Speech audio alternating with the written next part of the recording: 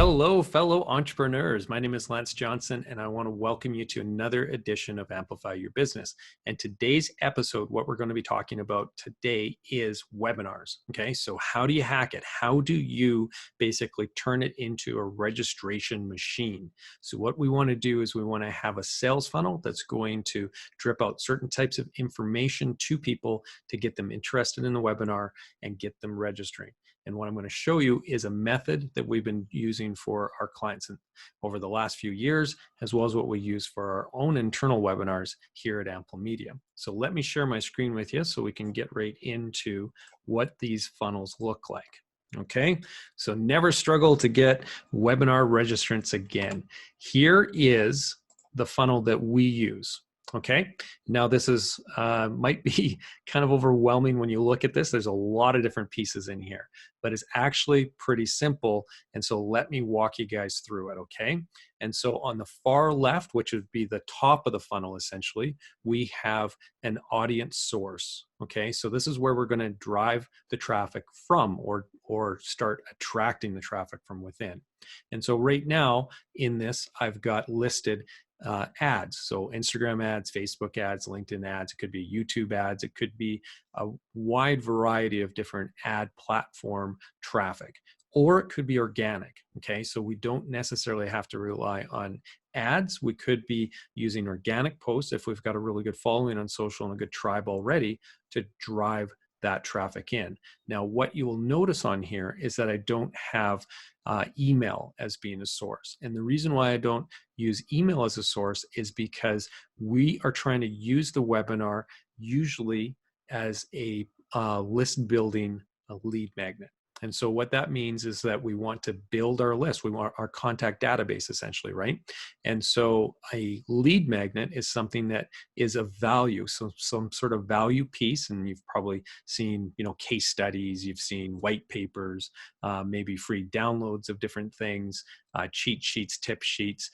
Maybe it's a coupon code, maybe it's a sign up for the newsletter, could be all sorts of different things. So webinar is often used as a really good lead magnet that you can attract people to provide them this value piece, which is knowledge, right? So you're going to give them some answers or give them some tips or tricks on how they can overcome whatever challenge that they might have, that at the same time positions you as an expert within the industry or within the field in which you basically have your business, okay?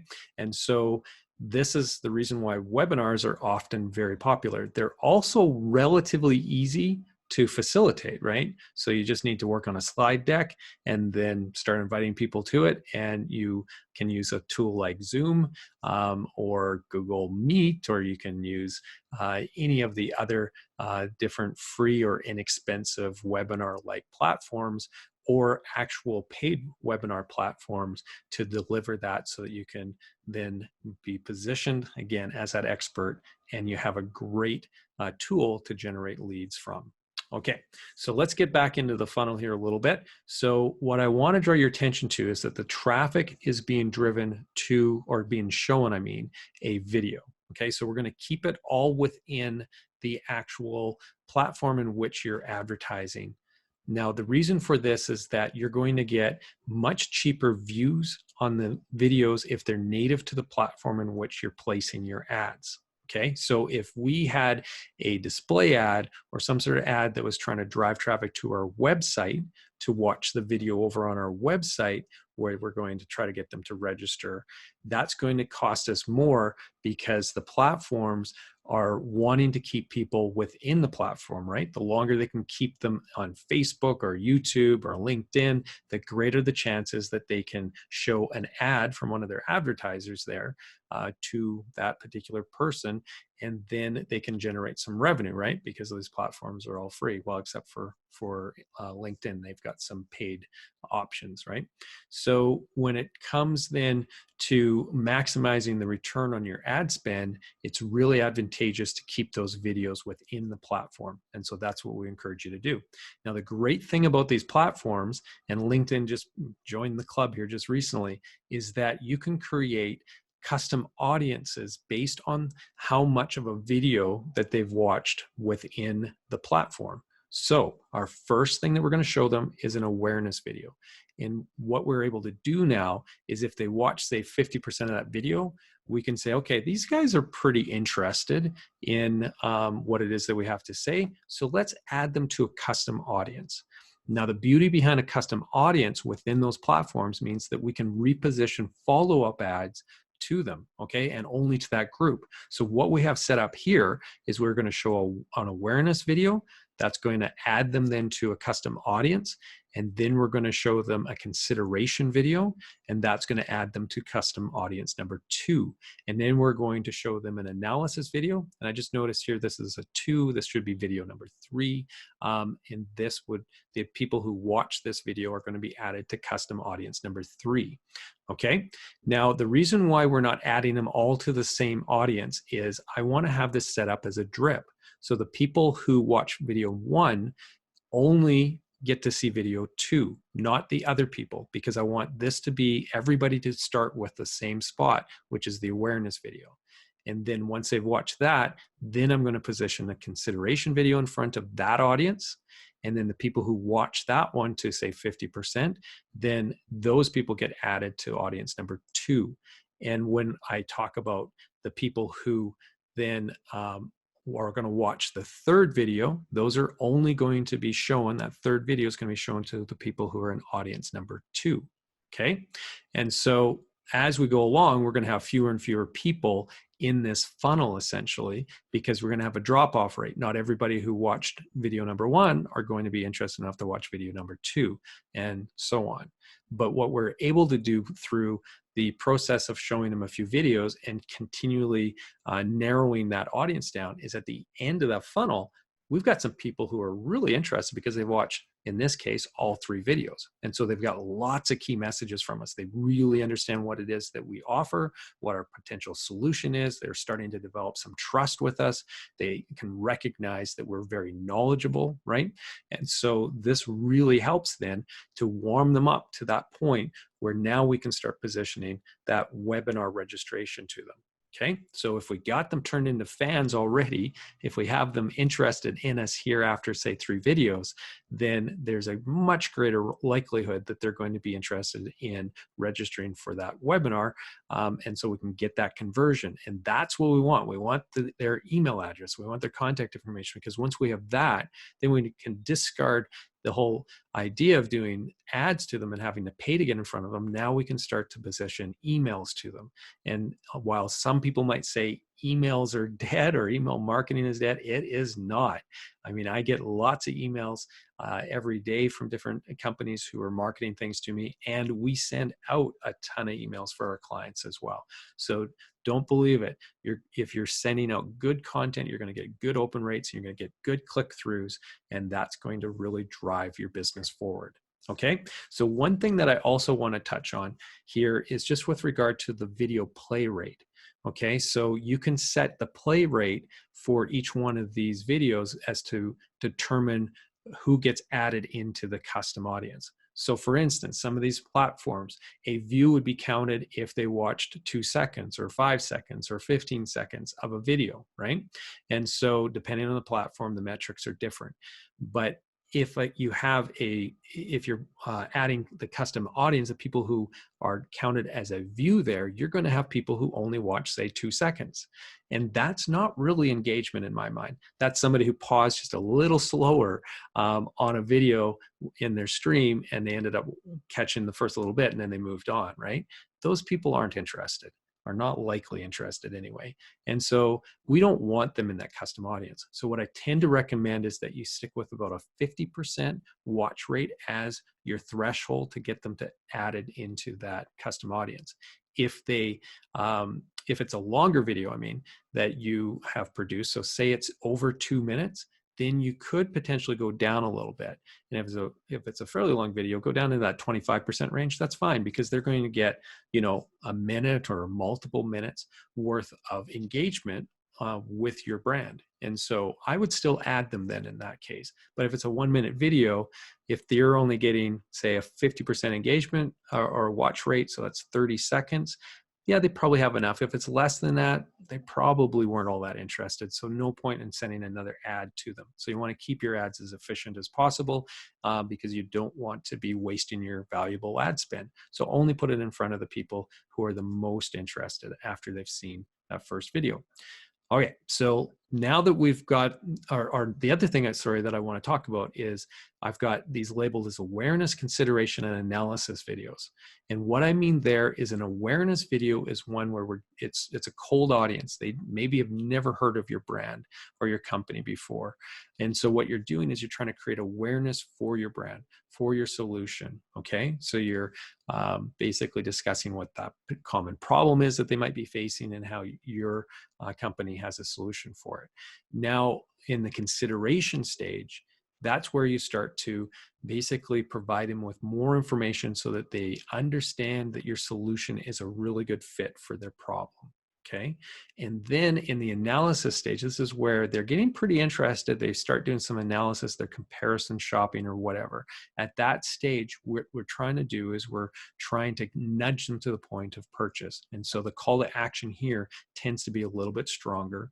And so as an example, the types of videos that I like at this analysis stage is testimonial style videos, because then what you do is you've got, in the words of another customer, they're explaining how your solution was ideal for whatever their problem was. And so this is something that other people are going to be able to relate to really easily.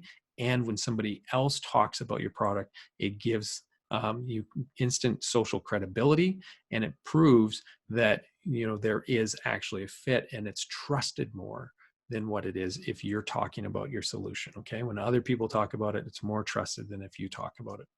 So that's just a quick kind of overview of those. We do have some other episodes of Amplify Your Business in which we get into the different types of videos a little bit more in depth. And so I encourage you to go check out some of the other episodes, but that'll give you a quick overview as to what those are. Now, the other question we often get too is how many videos should I have in this drip sequence? And so I like to start with 3, but if you have a more complex product, or you find that the buying cycle's longer, the interest cycle's longer, or it's a really cold audience, so you don't have the ability to really target or drill down to that buyer persona that is your ideal customer as much in the back end of Facebook or LinkedIn or so on. Then what you want to do is maybe warm them up a little bit further. Okay, and so maybe you'll insert a couple more videos in here, handle a few more objections that are common within that audience, add in a little bit more awareness, just keep warming them up a bit. Now, when I usually start talking about the webinar registration, I usually do that in a 3-video cycle in this second video. So in the first one, I'm not really talking much in terms of call to action. I'm not trying to drive them to the webinar. What I'm trying to do is just position myself favorably in their eyes. And then in the consideration stage, this is where I start then to drive them to the webinar to learn more about whatever it is, to give them something, to allow them to basically see some extra value that I'm going to be able to provide them so that they will begin to know, love, and trust me. And so at this stage is when I start to market that webinar registration page. And so when I say the webinar registration page, what I'm talking about is a landing page over on your website. Okay, so that's where we're going to drive them to get those signups.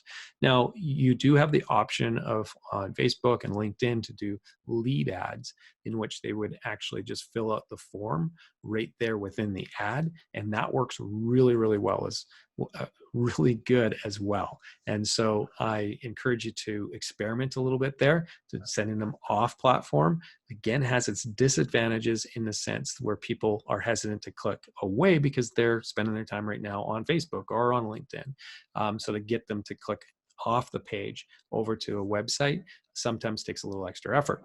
So if the lead ad is right there, they can fill out the registration information, and then you can then populate them into the webinar yourself.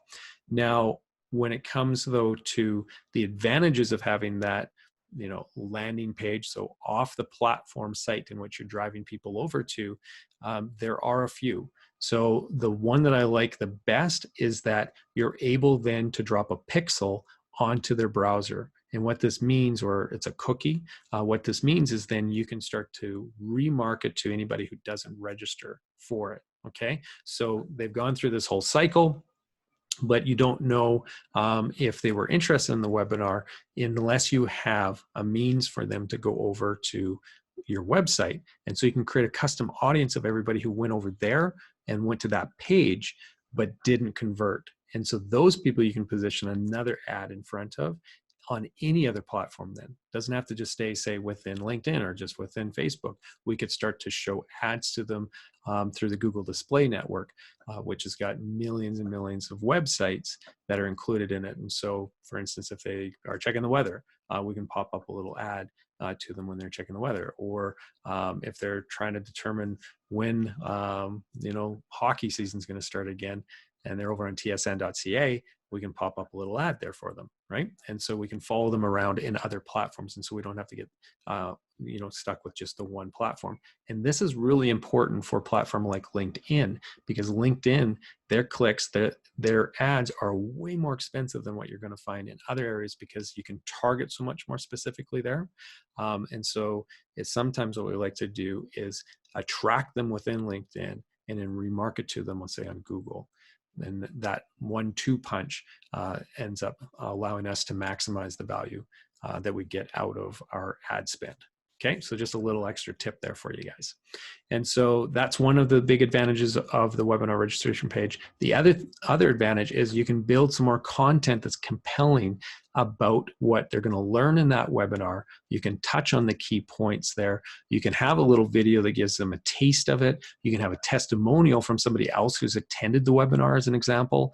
So that could be a testimonial in a text-based, or it could be a video testimonial, right? So there's a lot of ways that you can basically enrich that landing page, the webinar registration page, which can really help generate more registrants for it. And so we typically send people over there as opposed to doing lead ads where they're registering directly within the platform. But I encourage you to experiment with both.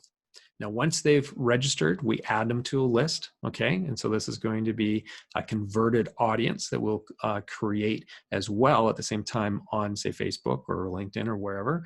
So anybody who got to that thank you page are going to be added to that list so that we can use that list to market to in future campaigns. And then we have them added into our database then as a converted lead, and this is the source in which they came from, which was this webinar, which will inform us as to what their interest was. So when we start sprinkling out emails in the future to them, we can send out specific emails based off of what their interest is. So personalization, really important. So tag them as they're coming into your CRM. Now, if they don't convert, okay, so they come to the landing page, they don't convert, like I mentioned, we'll create a custom audience and we're going to run those remarketing ads to them. So that's it. That's the funnel, the webinar hack funnel that you guys can take. You guys can deploy it yourself. And again, be creative, test in your own platforms and your own ways as to what does work and doesn't work. So experiment with the ads. We use video because we find that it converts better, and so we really encourage that. But if you don't know how to create videos, or video production's too expensive, then you might want to try display ads. And I find that carousel ads work really good at the awareness stage, and they can also work really good down farther the funnel as well. And so some display ads, some text ads, it'll all work just to varying degrees. And so if you test out different types and different funnels or different sequences, you will land on what works the best by looking at the metrics, right, as to the engagement levels and the registration levels and so on. So you'll see what works best, and then you guys can deploy that time again, right? And you're going to be able to maximize your budget and increase those leads that you're going to get in your database, right, in your list building activity, which is going to be this webinar. So I hope that really helps you guys out. If you have any questions or if you need any help, don't hesitate to give us a shout. We're more than happy to help you out wherever you might need it. And if you want to watch any of their other episodes, head over to amplimedia.com/amplify, and where you're going to learn lots of great tips. And we have a bunch of interviews there with experts as well as with business people who are struggling with marketing themselves, right? So they might have some particular challenge that they have, and so we help them overcome that, and in the process give you guys some great insight as well. So I hope that was useful for you. Good luck with the rest of your marketing, and we'll see you in another episode soon.